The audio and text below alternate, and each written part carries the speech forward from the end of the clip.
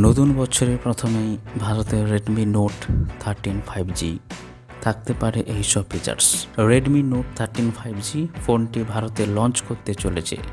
শাওমির তরফ থেকে আগামী ঘোষণা করা হয়েছে যে 4ই জানুয়ারি এই মিড রেঞ্জ স্মার্টফোনটি ভারতে নিয়ে আসা হবে।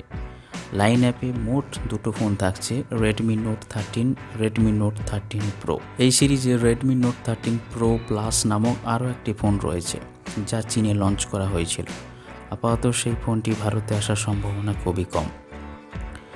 রেডমি নোট 13 5G লঞ্চের ঘোষণা করছে শাওমি।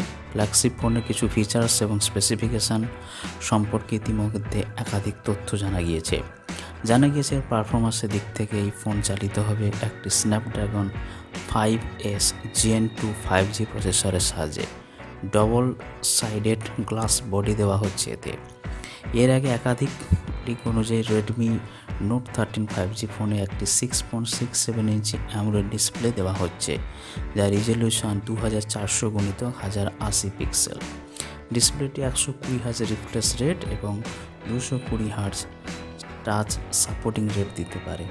এই সিরিজের প্রতিটি ফোনে Snapdragon S7 Gen S2 5G processor দেওয়া হচ্ছে বলে শাওমির অফিসিয়াল ওয়েবসাইটে জানা গিয়েছে।